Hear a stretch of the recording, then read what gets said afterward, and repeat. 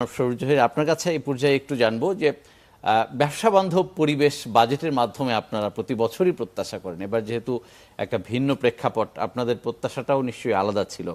কতটুকু পূরণ হয়েছে, কিভাবে পূরণ হয়েছে একটু যদি বলতেন। আমি আসলে আমি নিজেও ইকোনমিক্সের স্টুডেন্ট। তো একটা নাম্বার ওয়ান হচ্ছে ডেটা স্ট্যাটিস্টিক্স। তো আমাদের জিডিপি যেটা আমরা বলতেছি অ্যাকচুয়ালি যে $465 বিলিয়ন, তো সেটা অ্যাকচুয়ালি কতটুকু কারেক্ট সেটাও একটা মানে ব্যাপার আছে। তো তার কত পার্সেন্ট হচ্ছে বাজেট। তো আমরা এবার যদি বাজেট ধরি আমরা almost $64.75 billion. So that comes to around 14.5% of the declared GDP. এটা কিন্তু কোনো মানে হাই বাজেট না কিন্তু অ্যাকচুয়ালি। আমাদের যদি নেবারিং দেশগুলো দেখেন সেখানেও আপনার 18 থেকে 20%, আপনার ইন্ডিয়া বলেন, পাকিস্তান, শ্রীলঙ্কা 20-এর উপরে। তো আমি যেটা বুঝি যে আপনার ইউনিট হেলদি বাজেট, আপনার স্পেশালি ডেভেলপমেন্ট বাজেট যেটা, সেটা ইজ ইনডিউসিভ টু ইনভেস্টমেন্টস, এবং সেখানে আপনার গভর্নমেন্ট স্পেন্ডিং যখন হয় তখন প্রাইভেট সেক্টরের অপরচুনিটি চলে আসে সেখানে। তো এখানে আমরা যেটা দেখলাম যে এবার বাজেটে আপনার ডেভেলপমেন্ট বাজেটটা কিছু কমানো হয়েছে, 35,000 কোটি টাকার মতো কমানো হয়েছে। আর আপনার রেভিনিউ বাজেট যেটা সেটা একটু বেড়েছে 25,000 কোটি টাকার মতো। তো সেখানে আমরা দেখলাম যে স্যালারি ব্যাপার আছে, কিছু ভাতার ব্যাপার আছে, ইনসেন্টিভ আছে, এবং সেখানে আপনার ইন্টারেস্ট পেমেন্ট একটা বড় একটা পার্ট, 22%-এর মতো হচ্ছে ইন্টারেস্ট পেমেন্ট। তো সেটা খুব একটা আপনার প্রোডাক্টিভ হয় না সাধারণত, রাইট? তো ডেভেলপমেন্ট বাজেট যেটা সেটাতে আপনার মাল্টিপ্লাইং এফেক্ট থাকে। আমার যেটা আশা ছিল যে এবার যেহেতু একটা ইন্টারিম গভর্নমেন্ট, আমাদের কিছু কিছু জিনিস যেটা হচ্ছে যে আপনার বাজেট ইমপ্লিমেন্টেশনটা অ্যাকচুয়ালি, যে আমরা যে পিলফারেজ বা যে ইনএফিসিয়েন্সি যেটা থাকে বোথ আপনার গভর্নমেন্ট রানিং বা এসব ডেভেলপমেন্ট বাজেটে, সেগুলোকে আমাদের অ্যাকচুয়ালি অ্যাড্রেস করা, সেটা হচ্ছে সবচেয়ে বেশি ইম্পর্টেন্ট। আমার এক্সপেকটেশন হচ্ছে যে এবারে আমার আশা ছিল যে এই সরকার থেকে যে এফিশিয়েন্ট গভর্নমেন্ট করতে হবে এবং এফিশিয়েন্ট স্পেন্ডিং করতে হবে। তো সেটা করতে গেলে আমার যেটা প্রথম থেকে আমি বলে আসছি যে এই গভর্নমেন্টের কিছু কিছু জিনিস প্রায়োরিটাইজ করা দরকার ছিল। একটা হচ্ছে করাপশন। আপনি যদি দেখেন আপনার আপনি যথেষ্ট ল আছে, আপনি যদি আমাদের ব্যাংকিং সেক্টর নিয়ে একটু পরে আলাপ করবো আমরা, সেখানেও কিন্তু প্রচুর ল আগেও ছিল। ব্যাপারটা ছিল যে ইমপ্লিমেন্টেশন অফ দ্যাট ল। তো এখানেও আমরা বাজেট যতই হোক, যত টাকা স্পেন্ডিং হোক, সেটা কি প্রপারলি হচ্ছে নাকি হবে নাকি সেটা আমাদেরকে অ্যাসিওর করতে হবে। এবং এই সরকার থেকে আমার আশা হচ্ছে যে তারা সিস্টেমসগুলো লে করে দেবে যেন এখানে পিলফারেজ না হয়, এখানে করাপশন যেন কমে যায়। তার মানে হচ্ছে যে ডিজিটাইজেশন, আপনার প্রপার ট্রান্সপারেন্সি, প্রপার অ্যাকাউন্টেবিলিটি, এই জিনিসগুলো আমার এক্সপেকটেশন হচ্ছে বাজেট থেকে। না, আপনি তো পোশাক খাতের একজন বড় উদ্যোক্তা, এইখানে কিছু কিছু চেঞ্জ আসছে। প্রফেসর মোস্তাফিজুর রহমানও বলছিলেন তুলা আমদানির ক্ষেত্রে একটা ডিউটি আরোপ করা হয়েছে, ম্যানমেড ফাইবারের ক্ষেত্রে একটা বাড়তি এবং যেহেতু এনার্জি ক্রাইসিস দীর্ঘদিন ধরে চলছে, একটা ভালো উদ্যোগ যে এলএনজির ইম্পোর্ট ভ্যাট কমানো হয়েছে এবং কুক খননের ক্ষেত্রে একটা নজর দেওয়া হয়েছে। আপনারা সন্তুষ্ট কিনা যে এই উদ্যোগ নতুন করে বিনিয়োগ এবং ব্যবসা করার ক্ষেত্রে? তো যেটা দেখলাম যে ম্যানমেড ফাইবারের ইয়ার্নের উপর ভ্যাটটা কিছুটা বাড়ানো হয়েছে। তো সেটা হচ্ছে যে যাদের বন্ড আছে তাদের অসুবিধা হবে না, যেহেতু এটা বন্ডের আন্ডারে আপনি ডিউটি ফ্রি থাকবে। বাট আমাদের কিন্তু একটা বড় একটা পার্সেন্টেজ কিন্তু এখনো লোকাল ইন্ডাস্ট্রির বন্ডের বাইরে আছে, তো তাদের এটা এফেক্টেড হবে। তো আশা করি যে এটাকে ওনারা ওয়েভ করবে, কারণ আমাদের ফিউচার গ্রোথ অপরচুনিটি হচ্ছে এমএমএফ এর উপরে, সিনথেটিক ফাইবারের উপরে। তো সেখানে আমরা ট্যাক্স বাড়ানোর কোনোই আমি কারণ দেখি না। আপনার ওয়ার্ল্ড ওয়াইড যদি দেখে আপনার 70% অ্যাপারেল প্রোডাক্টস হচ্ছে আপনার অ্যাকচুয়ালি সিনথেটিক।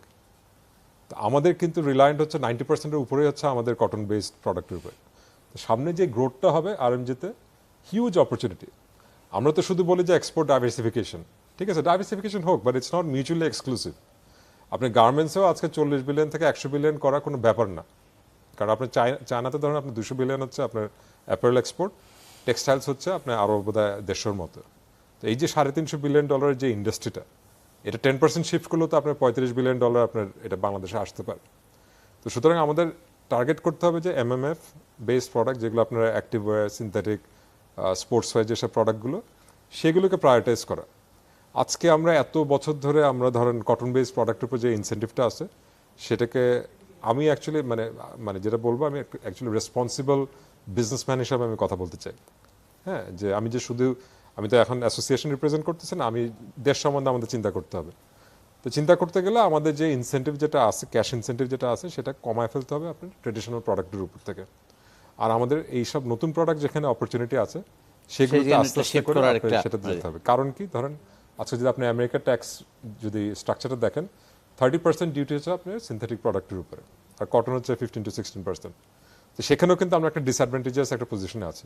Right. তো সরকার যদি সেখানে যদি কিছুটা আমাদেরকে হেল্প করে প্রথম 5 বছর আস্তে আস্তে গ্র্যাজুয়ালি যদি সেটাকে দিতে পারে, তাহলে সেই ইনসেন্টিভটা কিন্তু আমাদের খুব কাজে লাগবে। চেষ্টা করব যেমন শরীফ জহির, ব্যাংকিং সেক্টর নিয়ে আপনাদের দুশ্চিন্তা নানা কারণেই, উদ্যোক্তা হিসেবেও এবং সরাসরি মালিকানায় থেকেও। আপনারা কি প্রত্যাশা করেছিলেন? অর্থ উপদেষ্টা ব্যাংকিং সেক্টরের কি ধরনের ইন্ডিকেশন দিতে পারতেন বাজেটে? তো আমরা যদি এই সরকারের যদি সাকসেস যদি দেখি আমরা, তাহলে আমি বলবো যে ফাইন্যান্স সাইডটা এবং ব্যাংকিং সাইডে ওনারা যথেষ্ট কাজ করেছে অ্যাকচুয়ালি। হ্যাঁ, এখন যে ব্যাংকিং অর্ডিন্যান্স যেটা করা হয়েছে, সেটা আমি মনে করি যে সেখানে অনেক কিছু করার সুযোগ আছে আমাদের, সেটা ইমপ্লিমেন্টেশনটা খুব ইম্পর্টেন্ট। এখন বাজেট থেকে যেটা অ্যাকচুয়ালি যেটা লাগবে অ্যাকচুয়ালি, সেটা হচ্ছে আপনি যদি দেখেন সামগ্রিকভাবে যে ডিফল্ট যে ব্যাংকগুলো আছে, সেগুলোর ওনারশিপগুলোকে সেপারেট করে ফেলতে হবে। যারা ডিফল্টার বা যারা ব্যাংক থেকে চুরি করছে, টাকা নিচ্ছে, তাদের ওনারশিপটাকে আমাদের লিকুইডেট করে দিতে হবে। লিকুইডেট করার পর একটা তো ক্যাপিটাল শর্টফল আসবে। তো সেই শর্টফলটা অ্যাকচুয়ালি আপনার ইনজেক্ট নতুন করতে হবে আপনার investment-এর আইদার বাজেটের থেকে, part of it should come from the government, because the government it's a state responsibility to ensure depositor safeguard. তো সেখান থেকে আপনার ক্যাপিটাল শর্টফল যেটা আসবে সেটা আসতে পারে বাজেট থেকে। এরপরে আপনার ধরেন লোকাল ইনভেস্টর বা ইন্টারন্যাশনাল ইনভেস্টর দিয়ে টোটাল সামগ্রিক যে আপনার শর্টফলটা হবে সেটাকে মেক আপ করতে হবে। তার সাথে সাথে আপনার ডিপোজিটরের যে ইন্স্যুরেন্স স্কিমটা আছে সেটাকে 100% আমাদেরকে ইনশিওর করতে হবে, কারণ ব্যাংকিং হচ্ছে আপনার একটা ইকোনমির ব্যাকবোন। তো এটাকে আমাদের কনফিডেন্সটাকে ফেরত আনতে সম্প্রতি হবে। গভর্নর কিন্তু এরকম একটা ইঙ্গিত দিয়েছেন So এখানে 6টা ব্যাংকের ক্ষেত্রে। সেখানে বাজেট থেকে আমাদের অ্যালোকেশনগুলো দেখতে হবে যে তারা কিভাবে করতেছে ক্যাপিটাল শর্টফলের জন্য। সেকেন্ড হচ্ছে যে এএমসি, যেগুলো উনি বললো যে অ্যাসেট ম্যানেজমেন্ট কোম্পানিগুলোকে ওখানে কিছু কিছু সরকারি কোম্পানি তৈরি করতে হবে, কারণ আমরা যে এনপিএল অ্যাড্রেস করব, তো সেগুলোর জন্য তো আমাদের সরকার থেকে হেল্প লাগবে। দেখা যাচ্ছে যে আমরা একটা কোর্টে কেস করতেছি, সেখানে ডিফল্টার যে একটা কোর্ট থেকে ইনজাংশন নিয়ে আসতেছে, তো সেখানে এগুলো আমাদেরকে সিস্টেমেটিক্যালি অ্যাপ্রোচ করতে হবে। তো এগুলো এক্সাম্পল আপনার ইন্দোনেশিয়া আছে, ইন্ডিয়াতে আছে, তারা এরকম বিভিন্ন অ্যাসেট ম্যানেজমেন্ট কোম্পানি আগেও করছে। তো সেগুলো এক্সাম্পল ধরে ধরে আমাদের কাজ করতে হবে। না, আজকে প্রেস কনফারেন্সে কিন্তু গভর্নর একটা কথা বলেছেন যে মূল্যস্ফীতি যদি 8-এর নিচে নেমে আসে উনি পলিসি রেটটা তখন ডাউন করবেন, এখন যেটা 10-এ আছে। তো এটা আমার এখন একটা ইয়েটা হচ্ছে যে আমি যেটা বললাম যে রেসপন্সিবল বিজনেসম্যান, এখন আমাদের ট্যাক্সের পার্সেন্টেজটা of GDP is very small. আমরা মাত্র 4.5% আমাদের ট্যাক্স রেভিনিউ অ্যাকচুয়ালি কালেকশন হয়। আমাদের যদি সত্যিকারে যারা ট্যাক্স পেয়ার, আমাদের 20 মিলিয়ন হচ্ছে রেজিস্টার্ড ট্যাক্স পেয়ার, তার মধ্যে মাত্র আরো বেশি হবে সম্ভবত, মানে 2.5 মিলিয়ন বা সামথিং আপনার অ্যাকচুয়ালি ট্যাক্স পে করে। তো এটাকে বাড়াইতে হবে, এবং সেটা বাড়ানোর মানে যে শুধু যারা ট্যাক্স দিতে পারতেছে সেটা না, কিন্তু এই টোটাল আপনার বেসটাকে বাড়াতে হবে। হ্যাঁ, আমাদের যে টোটাল যে রিটেল যেটা আছে, আপনি যদি ধরেন মুদির দোকান থেকে শুরু করে একেবারে প্রান্তিক পর্যায়ে একদম পর্যন্ত এটাকে সব নিয়ে যাবে। লেভেলে নিয়ে আসতে হবে এবং এটাকে ডিজিটাইজ করতে হবে। এটা সুযোগ আছে কিন্তু, যেহেতু ইনফ্রাস্ট্রাকচারটা এখন নতুন করে করতে হবে আমাদের যেরকম এমএফএস আছে, আমাদের ইউসিবিএল এর উপায় আছে। আমরা কিন্তু আমি অলরেডি বলে দিচ্ছি যে আমাদের রিটেল লেভেলে চলে যেতে হবে এটাকে ইমপ্লিমেন্ট করার জন্য। আমরা যদি ফর এক্সাম্পল পিওএস টার্মিনাল দিয়ে দিই, প্রত্যেকটা ট্রানজাকশন যদি আপনার ইয়ের থ্রুতে হয়, মোবাইল ব্যাংকিং এর থ্রুতে হয়, তাহলে কিন্তু আমরা অটোমেটিক্যালি আমরা সেটাকে অ্যাকাউন্টেবল সেটা করতে করতে পারতেছি। পারবো। এবং সেটা যদি ভ্যাট এখন আমি যদি কমাই, যদি কোনো সময় 15% থেকে যদি সেটাকে 6 to 7% ডেভেলপ কান্ট্রির মতো নিয়ে আসতে পারি, তাহলে আমার বেসটা যখন বড় হবে তখন কিন্তু মানুষ ট্যাক্স দিবে, এবং সেটা আমাদের করতে হবে। এখন যেটা হচ্ছে কি, আপনার শর্টফলটা, বাজেটে যে শর্টফলটা, সেটা আপনার বড় করতেছে আপনার আলটিমেটলি যে প্রাইভেট ব্যাংকে। আলটিমেটলি এবারও ব্যাংকের এবং একটা বড় আমাদের নির্ভরতা। যেটা প্রাইভেট সেক্টরে যে লিকুইডিটি আসার কথা, সেটা আপনার সরকারের কাছে চলে যাচ্ছে। তো সেটা আমাদের অ্যাভয়েড করতে হবে। আমাদের ইনফ্লেশনটা কিন্তু নট নেসেসারিলি ডিমান্ড পুল না, ডিমান্ড বেসড না, এটা আপনার সাপ্লাই বেসড ইনফ্লেশন।